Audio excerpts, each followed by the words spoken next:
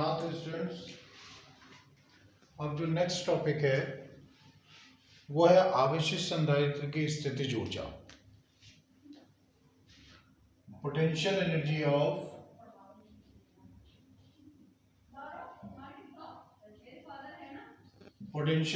Of charge capacitor.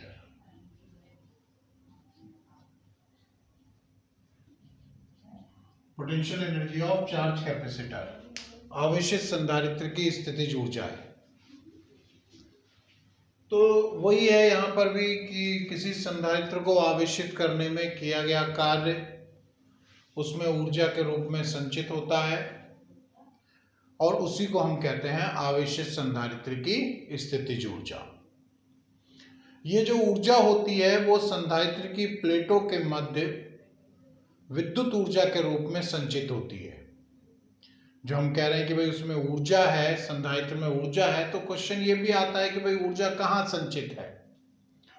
तो वो ऊर्जा उसकी प्लेटों के मध्य का जो स्थान होता है उसमें विद्युत ऊर्जा के रूप में संचित होती है। जहां तक इसके डेरिवेशन की बात है उसी तरीके से हम ड्राइव करते हैं जैसे कि आवेशित चालक का किया गया है। तो बच्चों को उसी तरीके से ड्राइव करना है जैसे आवेशित चालक की स्थितिज ऊर्जा को ड्राइव किया है इंटीग्रेशन मेथड से। तो फाइनली वो फॉर्मूला भी यहाँ पे वही फॉर्मूले आते हैं, U equals to half CV square equals to half QV equals to half Q square upon C। तो यह आवेशित चालक की स्थितिज ऊर्जा है, आवेशित संधारित्र की स्थितिज ऊर्जा है। डेरिवेशन वैसे ही होगा जैसे चालक का हुआ था, तो इसमें कोई बहुत ज्यादा समझाने की आवश्यकता भी नहीं है।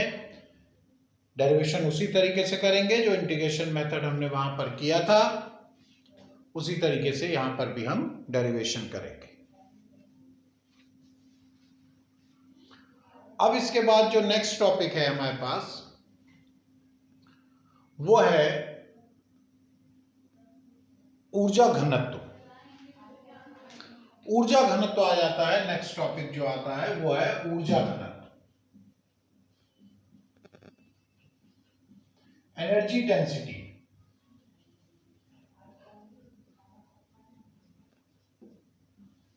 ऊर्जा घनत्व एनर्जी डेंसिटी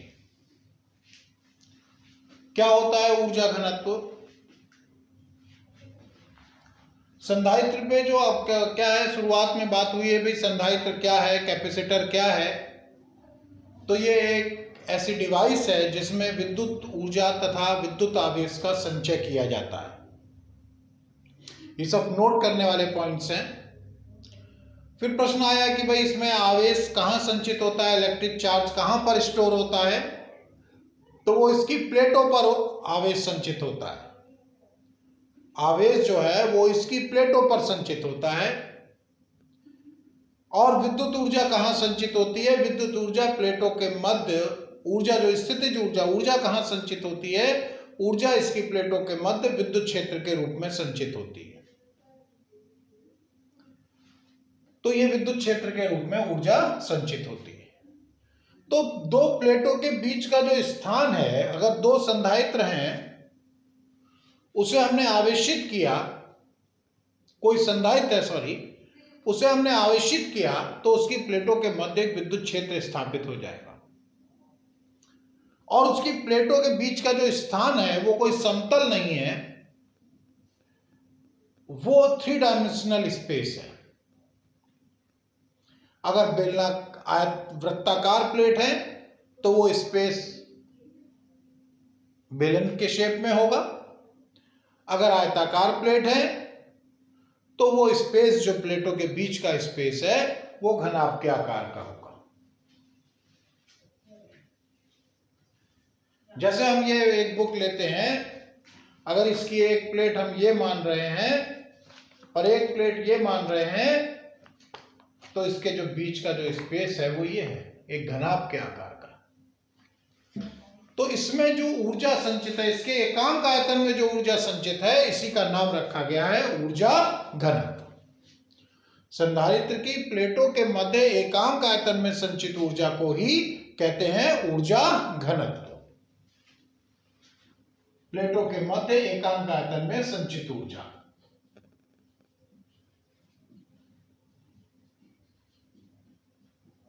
प्लेटों के मध्य एकांक आयतन में संचित ऊर्जा, इसी का नाम रखा गया ऊर्जा घनत्व रखा गया। ध्यान रखना बच्चों को। तो ऊर्जा घनत्व जो हो जाता है, ऊर्जा घनत्व बराबर संधारित्र में संचित ऊर्जा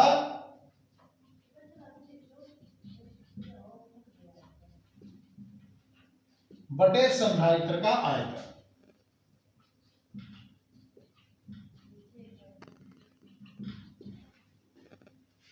स्मॉल यू से रिप्रेजेंट कर देते हैं, यू अपॉन संधारित्र का आयतन हो गया, ये वॉल्यूम हो जाएगा। अब हमें अगर निकालना है, ऊर्जा निकालनी है, हमें ऊर्जा घनत्व तो निकालना है, तो ये ऊर्जा का फॉर्मूला लो, आयतन लो। तो अगर हमारे पास एक संधारित्र है, संधारित्र की प्लेटों का क्षेत्रफल a है, उनके बीच की दूरी d है, उसके प्लेटों के मध्य कोई परावैद्युत माध्यम है जिसका परावैद्युतांक k है, ये सब हम चीजें मानते हैं। संधारित्र की धारिता c है, तो u को हम लिखेंगे हाफ CV स्क्वायर। u को हम लिखेंगे हाफ CV स्क्वायर। एक समांतर प्लेट संधारित्र की कंसीडर करते हैं हम इस तरीके से, और आयतन, इसके बीच का जो आयतन है वो घनाभ के शेप में होगा। इसके बीच का जो स्पेस है वो घनाभ के शेप में है, इस तरीके से। तो अगर ये लंबाई और चौड़ाई गुणा ऊंचाई हो गया, तो लंबाई L into B into H होता है घनाभ का आयतन, तो L इंटू बी हो जाएगा L into B into H. तो L इंटू बी ये प्लेटों का, क्योंकि प्लेट यहां पर होगी, प्लेटों का क्षेत्रफल ये A हो गया, और जो ये H है ये प्लेटों के बीच की दूरी D हो गई। तो घनाभ संधारित्र की प्लेटों के मध्य का आयतन को हम AD लिख सकते हैं। तो ये हो जाएगा half C V square into 1/AD। C क्या है? संधारित्र की धारिता K epsilon naught A upon D into V square. इसे हम विद्युत क्षेत्र की तीव्रता के पदों में लिख दें, E इंटू डी का होल स्क्वायर, चूंकि E बराबर होता है V अपॉन डी, और इंटू 1/AD।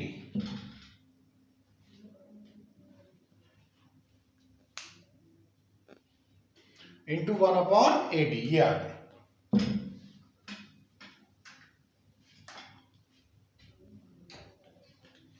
इसको हम सॉल्व करेंगे तो U इज इक्वल टू हो गया half K epsilon naught A upon D into E square D square upon AD। A से A कैंसिल हो गया, D से ये D स्क्वायर हो जाएगा, D ये भी कैंसिल हो गए, तो U इक्वल टू हो गया half K epsilon naught E square. ये ऊर्जा घनत्व का सूत्र हो गया। ऊर्जा घनत्व का फॉर्मूला हो जाता है, संधारित्र की प्लेटों के मध्य जो ऊर्जा घनत्व है वो है U equal to half K epsilon naught E square. तो यह है संधारित्र की ऊर्जा तथा ऊर्जा घनत्व। अब हम जो नेक्स्ट टॉपिक लेते हैं वो है संधारित्र की दो प्लेटों के मध्य कार्य करने वाला बल। अब जो नेक्स्ट टॉपिक लेंगे, आवेशित संधारित्र की दो प्लेटों के मध्य कार्य करने वाला बल।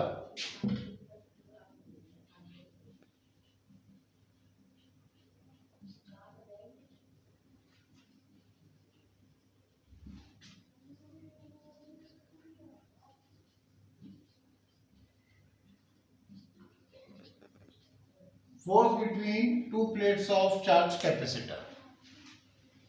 पैरेलल प्लेट कैपेसिटर लेते हैं हम यहाँ पे कि कोई आवेशित संधारित्र है, दो प्लेटें हैं, एक पॉजिटिवली चार्ज होती है, एक नेगेटिवली चार्ज होती है, तो उसके बीच बल कितना लग रहा है। वही चीजें हैं, मान लेते हैं संधारित्र की प्लेटों का क्षेत्रफल a है, उनके बीच की दूरी स्मॉल d है, उनके बीच कोई परावैद्युतांक k है। तो अगर संधारित्र की एक प्लेट है, पॉजिटिवली चार्ज है, दूसरी प्लेट ये जो है वो नेगेटिवली चार्ज है, इसके बीच कोई परावैद्युत भरा है जिसका परावैद्युतांक k है।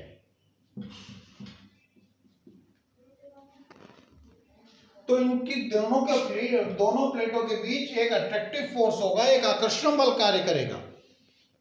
वो बल कितना होगा, उसको हम कैसे निकालें? हम कूलाम के नियम से तो ज्ञात नहीं कर सकते, क्योंकि कूलाम का नियम तो बिंदु आवेश के लिए है। तो हम कंसीडर करें कि यहां पे एक प्लेट है अगर, तो उसके कारण यहां पर विद्युत क्षेत्र की तीव्रता कितनी होगी। पहले हम ये कंसीडर करें कि एक ही प्लेट है, दूसरी है नहीं। पहले हम ये बल निकालने के लिए हमारा डेरिवेशन क्या है कि एक आवेशित संधारित्र हमारे पास है। आवेशित संधारित्र में एक प्लेट पॉजिटिवली चार्ज होगी, दूसरी प्लेट नेगेटिवली चार्ज होगी। तो जब एक प्लेट पॉजिटिवली चार्ज है, दूसरी प्लेट नेगेटिवली चार्ज है, तो उनके बीच एक अट्रैक्टिव फोर्स होगा, आकर्षण बल होगा। हम उस आकर्षण बल को निकालना चाह रहे हैं। तो उस आकर्षण बल को कैसे निकालें, दिमाग में यही बात आएगी। तो विद्युत बल वगैरह यहां पर बात हो रही है, हमारे पास ज्यादा ऑप्शन नहीं है, उसको अप्लाई करने के तरीके हैं बस। हमारे पास यही है कि भाई दो प्लेटें हैं, हमारे पास वही फॉर्मूला है, बिंदु आवेश दो बिंदु आवेशों के मध्य बल कूलाम के नियम से, और या फिर F बराबर QE से। बिंदु आवेश वाला हम अभी यहाँ पे अप्लाई नहीं कर पा रहे हैं, क्योंकि ये बिंदु आवेश नहीं है, ये तो आवेशों के वितरण है, प्लेटों पर आवेश है। तो हम F = QE को यूज करेंगे। उसके लिए हमने क्या कंसीडर कर लिया कि अगर एक प्लेट है तो वो यहाँ पर कितना विद्युत क्षेत्र उत्पन्न करेगी, और उस विद्युत क्षेत्र में ये दूसरी प्लेट रखी है तो ये बल का अनुभव करेगी। तो एक प्लेट के कारण उत्पन्न विद्युत क्षेत्र की तीव्रता,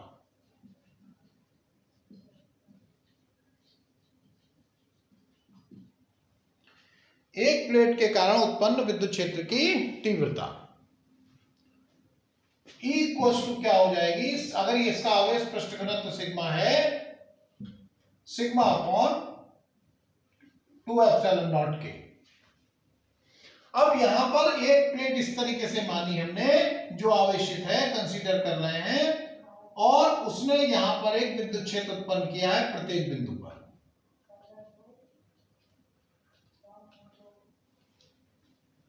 अब यहां पर हमने दूसरी प्लेट उठा के रख दी है, तो हम एक उस दूसरी प्लेट के छोटे छोटे खंडों पर बल निकाले और उन सभी को जोड़ दें, तो हमारे पास दूसरी प्लेट पे बल आ जाएगा। क्योंकि यहां पर प्लेटों के बहुत निकट की बात हो रही है, तो वहां पर विद्युत क्षेत्र की तीव्रता एक समान होगी। तो यहां पे हमें इंटीग्रेशन वगैरह करने की जरूरत नहीं पड़ेगी। तो दूसरी प्लेट के, तो इसका मतलब दूसरी प्लेट के पहले एक सूक्ष्म खंड पर बल निकालो और फिर उसे इंटीग्रेट कर दो, बहुत सिंपल मेथड से, बहुत ज्यादा उसकी जरूरत नहीं पड़ेगी। दूसरी प्लेट के सूक्ष्म खंड पर लगने वाला बल,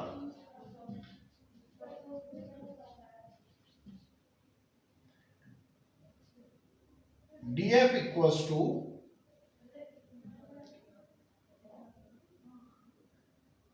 E × dq। dF = क्या हो जाएगा, E × dq। तो dF = E है σ/2ε0K, और उस छोटे से खंड पर आवेश dq हो गया,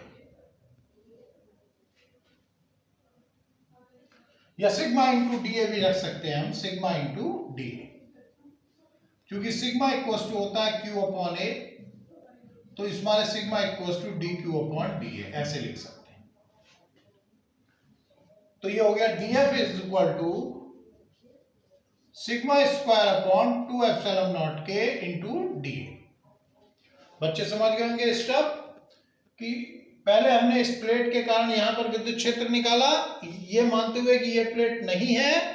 अब इसके एक एक खंड को, छोटे छोटे खंड को जब यहां पर रख रहे हैं तो उस पर कितना बल, टोटल बल लगेगा उस दूसरी प्लेट के छोटे छोटे खंड पर। तो ये वाली बात आ गई। तो डीएफ एक सूक्ष्म खंड पे बल एफ इक्वल टू क्यू को यूज कर रहे हैं, ई का मान ये हमने वैल्यू निकाली है, और D Q sigma D A हो जाएगा। तो इसलिए संपूर्ण प्लेट पर बल क्या हो जाएगा,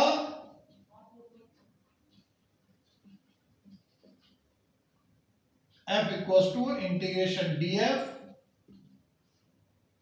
integration sigma square upon 2 epsilon naught के d a, sigma square upon 2 epsilon naught के कॉमन है क्योंकि ये हर सभी खंडों के लिए सेम होगा।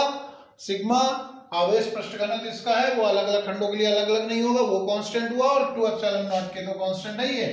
और सिग्मा डीए का मतलब हो गया इस प्लेट के छोटे छोटे खंडों के छोटे छोटे सेगमेंट्स के क्षेत्रफलों का योग, और वो हो जाएगा पूरी प्लेट के क्षेत्रफल के बराबर।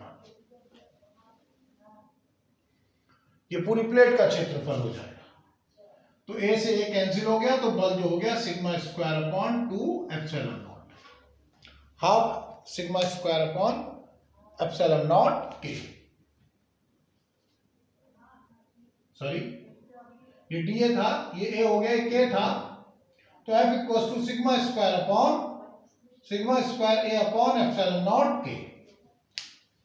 Sigma square upon 2 epsilon naught के है, तो sigma square upon 2 epsilon naught के कॉमन हो जाएगा, इंटू ए से एक है, तो ये हमने ए लिख दिया था, ए नहीं है, तो ये के हो गया, और फिर फॉर्मूला हो गया दो आवेशित संधारित्र की दो प्लेटों के मध्य बल F equal to sigma square A upon 2 epsilon naught के।